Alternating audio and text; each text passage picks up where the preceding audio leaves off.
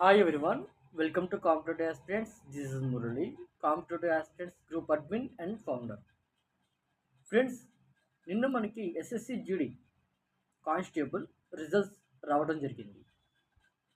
అందులో ఈ competitive aspirants గ్రూప్లో ఉన్న 5 మెంబర్స్ ఈ యొక్క ఎగ్జామ్కి క్వాలిఫై అవ్వడం జరిగింది.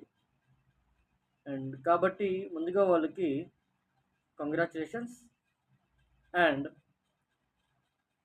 ఎవరైతే ఈ యొక్క ఎగ్జామ్స్కి ఎనీ గవర్నమెంట్ ఎగ్జామ్స్ రైల్వే కావచ్చు, ఎస్ఎస్సి కావచ్చు, స్టేట్ పోలీస్ కావచ్చు, అండ్ యూపీఎస్సి కావచ్చు, ఈ యొక్క గవర్నమెంట్ జాబ్స్కి ప్రిపేర్ అయ్యే ప్రతి ఒక్క ఆస్పిరెంట్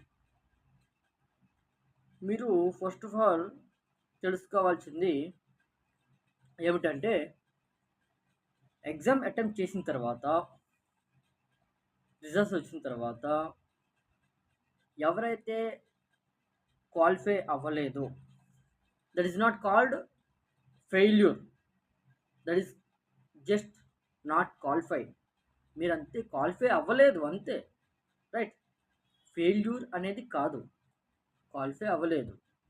ఓకే, ఎందుకు క్వాలిఫై అవ్వలేదు, ఎందుకు మీకు బెటర్ మార్క్స్ రాలేదు అని ఒక క్వశ్చన్ మార్క్ మిమ్మల్ని మీరు చేసుకోండి. అండ్ సెకండ్ థింగ్, మీ యొక్క ప్రిపరేషన్లో మీరు చేసిన మిస్టేక్స్ ఏంటి? సోషల్ మీడియా యూస్ చేసుకుంటూ మిస్టేక్ చేశారా, లేకపోతే ఓవర్ థింకింగ్ చేస్తూ ఈ యొక్క ఎగ్జామ్ని దృష్టిలో పెట్టుకోకుండా నెగ్లెక్ట్ చేస్తూ టైం వేస్ట్ చేశారా, రైట్?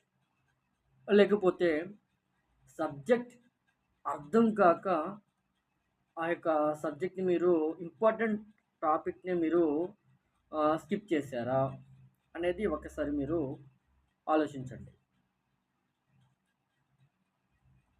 అండ్ నెక్స్ట్ ఏంటంటే, ఎగ్జామ్ కంప్లీట్ అయిపోయిన తర్వాత రిజల్ట్స్ వస్తాయి కదా, రిజల్ట్స్ వచ్చినప్పుడు మీరు ఒకసారి మీ యొక్క పేపర్ని చెక్ చేసుకోండి. ఎన్ని క్వశ్చన్స్ కరెక్ట్ పెట్టారో, ఎన్ని క్వశ్చన్స్ రాంగ్ పెట్టారు. రాంగ్ పెట్టిన క్వశ్చన్స్ అసలు మీరు ప్రిపేర్ అయ్యారా లేదా, ఫస్ట్ మెయిన్ థింగ్.